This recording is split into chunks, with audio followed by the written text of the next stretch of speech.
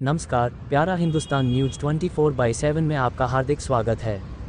हरियाणा के रोहतक से आ रही है बिग ब्रेकिंग न्यूज। पहलगाम में आतंकी घटना सुरक्षा में हुई चूक को लेकर नरेंद्र मोदी और अमित शाह का इनेलो ने मांगा नैतिकता के आधार पर मांगा इस्तीफा। इनेलो ने जम्मू कश्मीर के पहलगाम में हुए आतंकी हमले में मारे गए देश के नागरिकों को श्रद्धांजलि अर्पित कर निकाला कैंडल मार्च। युवा इनेलो के प्रदेशाध्यक्ष अरविंद गोस्वामी ने पीड़ित परिवारों को की 1 करोड़ रुपए आर्थिक मदद और दोषियों को फांसी की सजा देने की मांग। दिनेश सहरावत ने कहा, पर्यटन स्थल पर पुख्ता सुरक्षा व्यवस्था का नहीं होना देश की सुरक्षा की खोल रहा है पोल। अब खबर विस्तार से। रोहतक के ताऊ देवीलाल माइथरी पार्क मेडिकल मोड़ से डी पार्क स्थित महात्मा गांधी की प्रतिमा तक जम्मू कश्मीर के पहलगाम में हुए आतंकवादी हमले में मारे गए देश के नागरिकों को श्रद्धांजलि अर्पित करते हुए युवा इनेलो ने कैंडल मार्च निकाला। इस मौके पर युवा इनेलो के प्रदेशाध्यक्ष अरविंद गोस्वामी ने पत्रकारों से बात करते हुए इस घटना की कड़ी निंदा करते हुए इसे देश के सुरक्षा तंत्र की बहुत बड़ी चूक बताया। उन्होंने कहा कि इस आतंकी घटना ने पूरे देश को झकझोर कर रख दिया है। देश के प्रधानमंत्री नरेंद्र मोदी और गृह मंत्री को नैतिकता के आधार पर तत्काल इस्तीफा दे देना चाहिए। अरविंद गोस्वामी ने कहा कि इस दर्दनाक नरसंहार ने देश की जनता को हिला कर दिया है। उन्होंने सरकार से पीड़ित परिवारों को 1 करोड़ रुपए और दोषियों को फांसी की सजा देने की मांग की है। दिनेश सहरावत ने कहा कि पर्यटन स्थल पर पुख्ता सुरक्षा व्यवस्था का नहीं होना ये देश की सुरक्षा की पोल खोल रहा है।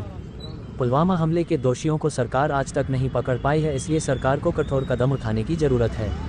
उनका कहना था कि देश की सुरक्षा में हुई चूक को स्वीकार कर नैतिकता के आधार पर पीएम नरेंद्र मोदी व गृह मंत्री अमित शाह इस्तीफा दें।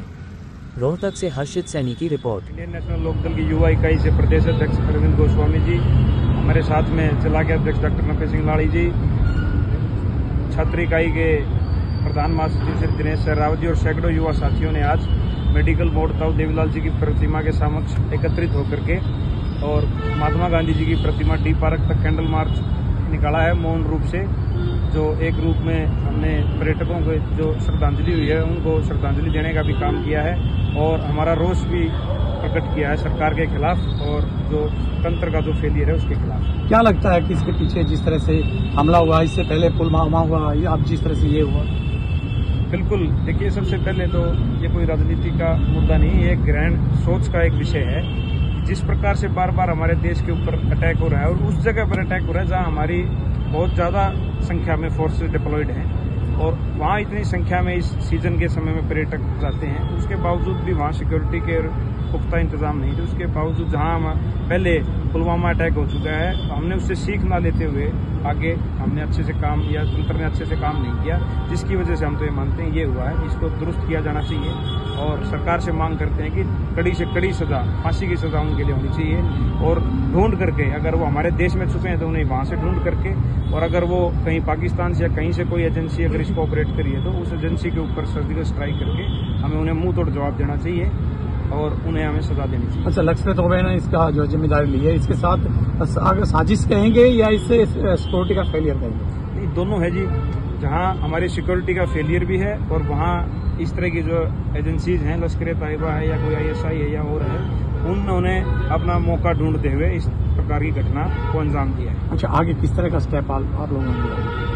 तो अभी शांतिपूर्ण तरीके से हम काम कर रहे हैं। अगर सरकार ने अच्छे तरीके से इसके ऊपर कोई एक्शन नहीं लिया या इनकी जान मान की जो हानि हुई है इसके खिलाफ कोई सख्त फैसला नहीं लिया तो फिर जिला हरियाणा के प्रदेश के सभी जिलों में हम जिला स्तर पर एक बड़ा आंदोलन करने आता है। अच्छा, प्रधानमंत्री ने 5 फैसले लिए हैं इसको लेकर, क्या कहेंगे उनसे? देखिए, फैसले जो लिए हैं उसका जो असर है वो अगर हमें आगे देखने के लिए मिलेगा, उसमें मैं कोई ज्यादा बात नहीं कहना चाहता। मैं तो ये कहना चाहता हूँ, अगर इतने ही प्रधानमंत्री जी इसके लिए चिंतित और विचलित होते तो बिहार में रैली करने नहीं जाते या अपने राजनीतिक कार्यक्रम नहीं करते।